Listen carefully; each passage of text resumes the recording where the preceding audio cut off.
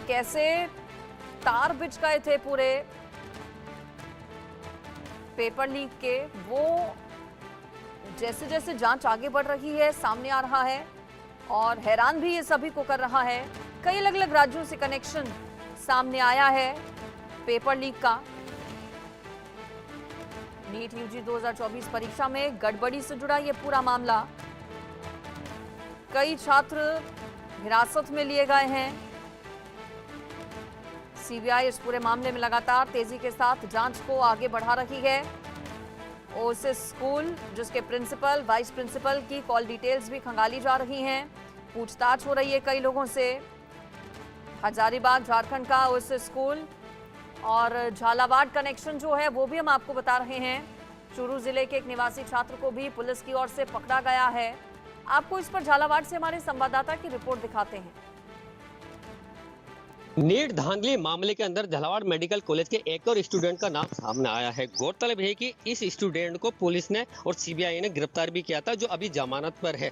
और इसके खिलाफ दिल्ली के नॉर्थ बसंत कुंज का जो नॉर्थ थाना है उस थाने के अंदर इस स्टूडेंट के खिलाफ मामला भी दर्ज है। पूरे मामले के अंदर झालावाड़ मेडिकल कॉलेज के 6 संदिग्धों का नाम आ रहा है, जिसके अंदर 3 की गिरफ्तारी हो चुकी है और 3 अभी फरार है, जिनके खिलाफ दिल्ली पुलिस ने एक गिरफ्तारी वारंट भी जारी कर रखा है। आपको बता दें कि जो दिल्ली के अंदर जो बसंत कुंज के अंदर जो इसमें जो एग्जाम हुआ था, उसके अंदर जो डमी कैंडिडेट था वो भगवान डमी कैंडिडेट था। उसकी जगह भगवान सुनील जो स्टूडेंट है, सुनील जो अभ्यर्थी था, उसके डमी के रूप में बनके भगवान ने उसका एग्जाम दिया था। और सबसे बड़ी बात यह भी है कि जो अभ्यर्थी था सुनील, उसके जो एडमिट कार्ड था उसमें नाम तो उसका ही था, लेकिन उसका जो फोटो थी वो भगवान जो डमी कैंडिडेट था उसका फोटो था।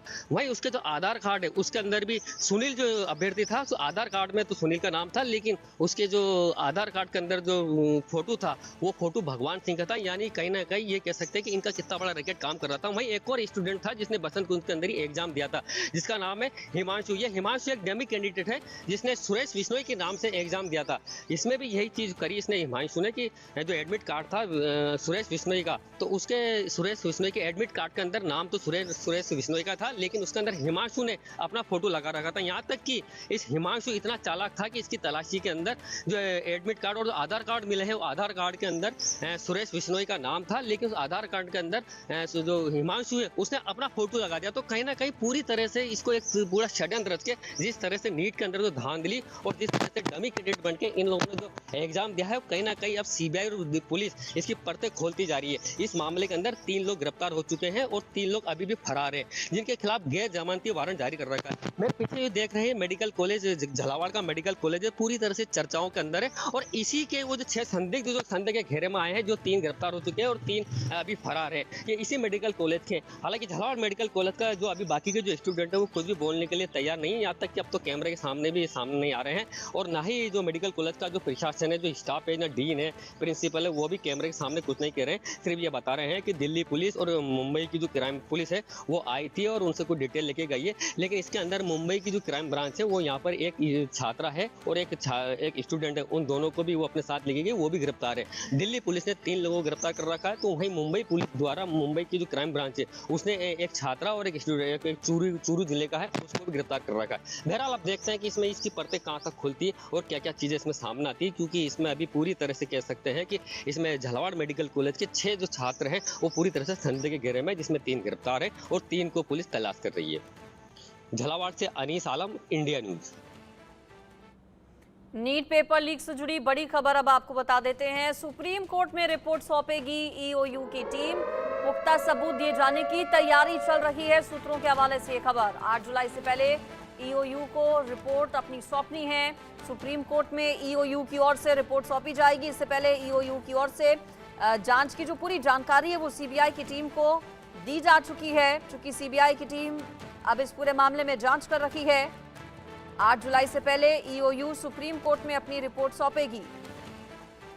कई लोग फरार चल रहे हैं, कई मास्टरमाइंड हैं इस पूरे धांधली के, इस पूरे पेपर लीक के, जो पुलिस गिरफ्त से बाहर हैं। उनकी पूरी कुंडली इस रिपोर्ट में, जिसका जिक्र ईओयू की टीम की ओर से किया जाएगा। ईओ की जांच में कई और बड़े खुलासे हो रहे हैं। बताया जा रहा है कि ईओयू की ओर से ये पता लगाया गया है कि प्रश्न पत्र जो था, जो पेपर लीक था, उसको लीक करने के बाद इसे हल करवाकर पटना के कुछ सेंटर्स के जो ग्रुप्स हैं उनके पास भेजा गया था। हजारीबाग के परीक्षा केंद्र ओएसएस स्कूल से भी प्रश्न पत्र लीक होने की पुष्टि हो चुकी है। कई बड़े खुलासे अभी तक हो चुके हैं। कई पुलिस गिरफ्त से मास्टरमाइंड बाहर हैं, चूंकि जाहिर है एक नहीं कई मास्टरमाइंड हैं इस पूरे पेपर लीक के, जिसको लेकर देश भर में गुस्सा और आक्रोश है। ईओयू की ओर से रिपोर्ट तैयार कर 8 जुलाई से पहले सुप्रीम कोर्ट में सौंपी जाएगी, जो कि 8 जुलाई को इस पूरे मामले पर सुप्रीम कोर्ट में होने वाली है सुनवाई। अब पटना पेपर लीक मामले से जुड़ी बड़ी खबर आपको बता देते हैं। पेपर माफिया के गुर्गों का प्रिंसिपल से आमना सामना। सीबीआई ने आमने सामने बिठाकर पूछताछ की है।